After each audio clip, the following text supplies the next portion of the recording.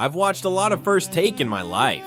Too much, honestly. I've seen the screaming matches. I've seen the viral moments. I've seen predictions go spectacularly right and spectacularly wrong. I've seen analysts double down on bad takes, and I've seen them quietly walk back things they said with absolute certainty 3 months earlier. I've seen it all. But what I have never seen, what nobody has ever seen, what I genuinely did not think was possible on a show like First Take, happened this morning, and I've been sitting here for the past 2 hours trying to figure out how to even begin to explain it to you, because the magnitude of what occurred is unlike anything that has ever happened on sports television. Shannon Sharpe, the man who is known for his composure, his conviction, and his unwillingness to back down from anyone or anything, took that persona and cranked it up to a level that I didn't know existed. He looked into the camera on live television and told the world that he was betting his career, his paycheck, his seat at the First Take desk, his entire legacy as a sports analyst on a single prediction. And that prediction was that Jalen Green is going to be a New York Knick before the end of this week. And when I tell you that the next 20 minutes of television were the most intense, most detailed, most electrifying 20 minutes I have ever watched on a sports show, I am somehow underselling it. Hey, what's up everyone? Real quick before we get into everything, that like button is literally what determines if this reaches hundreds or thousands of fans. Takes 1 second, but makes a huge impact on the channel's growth. Just smash that like button right now. It's the easiest thing you can do, but honestly, the biggest way to support this content. Every single like pushes this further, so hit it now. Here's how it started. The panel was talking about the Knicks and the issue that's been hanging over this team all season, which is the starting lineup problem. They had the graphic up showing the Knicks starting five: Brunson, Bridges, OG, Hart, and Towns with that miserable plus .7 net rating. They were discussing Mike Brown potentially making lineup changes. They were talking about Karl Anthony Towns' recent comments about how the team needs to be in playoff mode already. Standard Knicks discourse, nothing unusual. And then Molly pivoted to Shannon and asked him a simple question. She said, "Shannon, what do you think the Knicks need to do to get to the next level? Is it a lineup change? Is it a coaching adjustment? Or is it something bigger?" And the way Shannon paused before answering that question told me immediately that something was different about this moment. He didn't jump in with his usual confident delivery. He paused. He looked down at the desk for a second. And then he looked up directly into the camera with an expression that was part determination and part something I can only describe as gravitas. And he said something that changed everything. He said, "Molly, I'm going to answer your question. But first, I need to say something that I've never said before on this show and that I may never say again. I'm about to bet my career on a prediction. Not a hot take, not an opinion, my career. Because I have information from sources that I trust completely that tells me the New York Knicks are about to make a move that's going to change everything. Jalen Green will be a Knick before this week is over. And if I'm wrong, I'll resign. Effective immediately." The reaction in the studio was visceral. Stephen A. literally pushed his chair back from the desk. Molly's eyes went so wide I could see the whites all the way around. One of the producers off camera must have dropped something because you could hear a clatter in the background. Nobody was prepared for that. Nobody. And for about 5 seconds, which on live television feels like 5 minutes, nobody said a word. The studio was dead silent. And then Stephen A., in the most measured voice I've ever heard him use, said, "Shannon, my brother, please tell me you're not serious right now." And Shannon, without an ounce of doubt in his voice, said, "I have never been more serious about anything in my life." And then the case began, and I'm going to walk you through every single argument Shannon made because each one was more convincing than the last. And by the end of it, I was standing in my living room involuntarily nodding my head because everything he said made perfect sense. He started with the Knicks' fundamental offensive problem, and he articulated it in a way that I think captured what every Knicks fan has been feeling all season but hasn't been able to put into words. He said the Knicks have good players, they have talented players, they have players who are capable of contributing to a championship team. But what they don't have, what they desperately need, what they cannot win a championship without is a scorer. A genuine, authentic, put the ball in the basket scorer. Someone who can create his own shot in isolation. Someone who can get a bucket when the offense stalls and the play breaks down and there are 6 seconds left on the shot clock and somebody needs to just go get one. Right now, that responsibility falls entirely on Jalen Brunson, and Brunson is incredible at it. He's one of the best isolation scorers in the league. But the problem is that when one guy has to carry the entire scoring burden, the defense can focus all its attention on that one guy. They can double him, they can trap him, they can put their best defender on him and dare everyone else to beat them, and the Knicks haven't had a good answer for that all season. When defenses load up on Brunson, the offense stalls. The ball stops moving, guys stand around, and the Knicks end up taking a bad shot or turning the ball over. Jalen Green fixes that. He fixes it immediately, and he fixes it completely, because Green is one of the most explosive scorers in the NBA. He can score in bunches, he can score in isolation, he can score off the dribble, he can score from three, he can score at the rim with athleticism and creativity, he can get a bucket in any situation against any defense. And when you put that kind of scoring ability next to Jalen Brunson, you create a backcourt that is absolutely terrifying for opposing defenses. Because now you can't just focus on Brunson. If you send help to Brunson, Green is going to score 30. If you put your best defender on Green, Brunson is going to score 35. If you try to guard them both straight up, one of them, and probably both of them, is going to go off because they're both too talented to be contained one-on-one for an entire game. The defensive math doesn't work. There is no scheme, no strategy, no personnel grouping that can effectively contain both Jalen Brunson and Jalen Green at the same time, and that's the entire point. Shannon then made a point about Green specifically that I think addressed the biggest concern people might have, which is the perception that Green is an inefficient volume scorer who doesn't contribute to winning basketball. Shannon said that perception is wrong. He said Green's inefficiency in Houston was a product of his environment, not his talent. He was on a team that was still figuring out its identity, that had multiple players who needed the ball, and that didn't have a clear offensive system designed to maximize his abilities. He said put Green on a team with a defined system, with a clear role, with a point guard like Brunson who can orchestrate the offense and get him the ball in the right spots, and you're gonna see a completely different player. You're gonna see a player who is more efficient because he's getting better shots. You're gonna see a player who is more consistent because the system puts him in positions to succeed.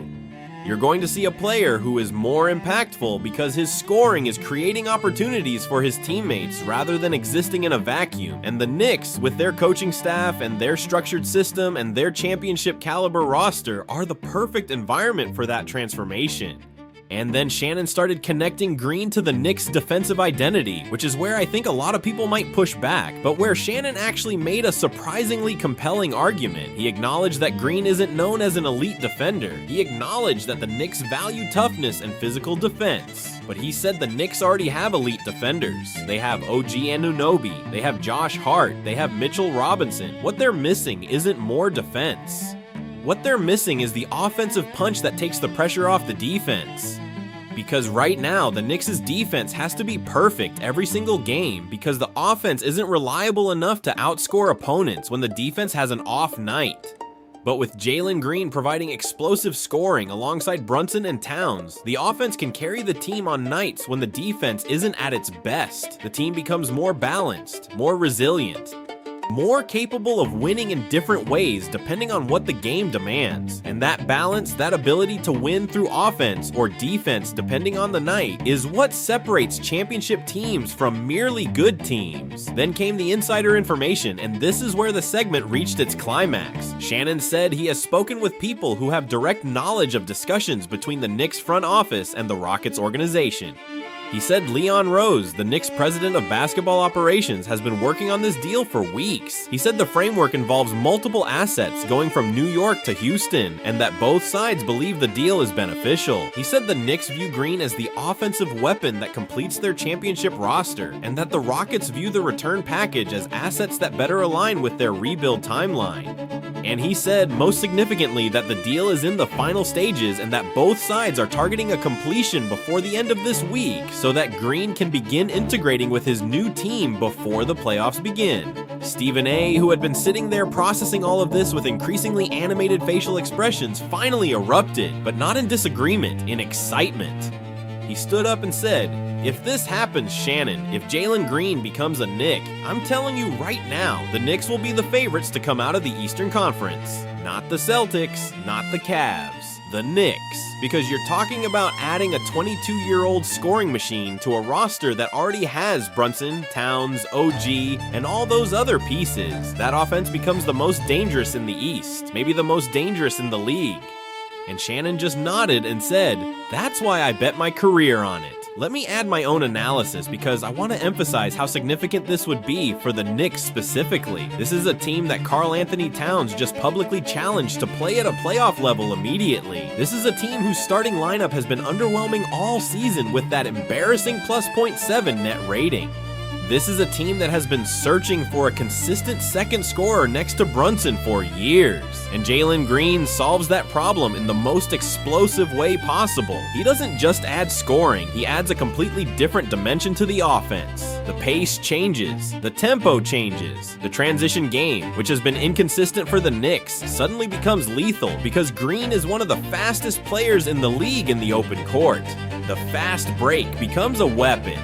The secondary break becomes a weapon. Everything speeds up, and for a team that has sometimes been criticized for being too slow and too half-court oriented, adding Green's speed and explosiveness is like strapping a rocket engine onto a luxury sedan. You still have the smooth ride, you just go a hell of a lot faster. And think about the bench options this creates for Mike Brown. With Green on the roster, you can stagger the minutes so that either Brunson or Green is on the floor at all times.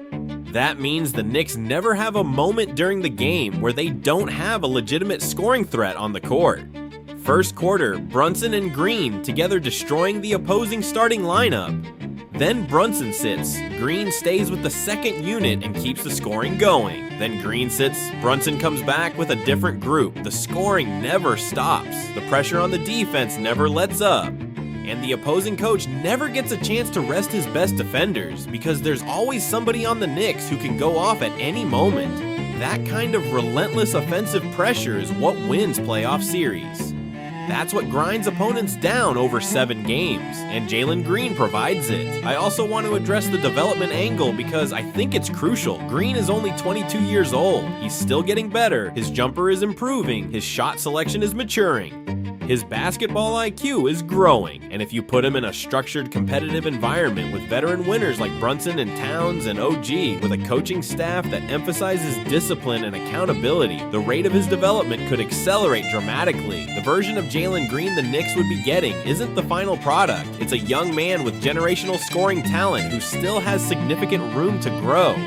And the growth that could happen in New York, in the most famous arena in basketball, under the bright lights of the biggest media market in the world, could turn Green from a talented scorer into a genuine superstar. That potential is what makes this move so exciting. You're not just getting what Green is today, you're getting what he could become tomorrow. Shannon ended his argument with a statement that brought the entire segment full circle. He said, "I've been in this business for a long time. I've made a lot of predictions. I've been right about some and wrong about others, but I have never, in all my years on television, put my career on the line for a prediction. And the reason I'm doing it now is because I believe in my heart that this move is going to change the NBA. The Knicks with Jalen Green are not just a better team, they're a championship team. They're a team that can beat anyone in the league in a 7-game series." And when this deal is announced, and it will be announced before this week is over, everyone who watched this segment is going to remember this moment. They're going to remember that Shannon Sharpe called it before anyone else. And they're going to know that I was willing to put everything on the line because that's how much I believed in it. Knicks fans, I don't know what else to say. Shannon Sharpe just bet his entire career on Jalen Green becoming a Knick this week. He claims to have insider knowledge of active negotiations between the Knicks and the Rockets. He laid out a case that's impossible to argue against from a basketball perspective, and every single thing he said aligns with what we know about the Knicks' needs, their championship aspirations, and their willingness to make bold moves to take the next step. If Shannon is right, and the man literally put his job on the line for this, the Knicks are about to become the most exciting team in basketball. Brunson and Green in the same backcourt, Towns dominating inside, OG locking up on defense. That's a championship team. That's an Eastern Conference Finals team at minimum. And maybe, just maybe, that's an NBA Finals team. Subscribe, comment, stay locked in. Because this week might be the most important week in Knicks history since the Patrick Ewing era, and you do not want to miss a single second of it.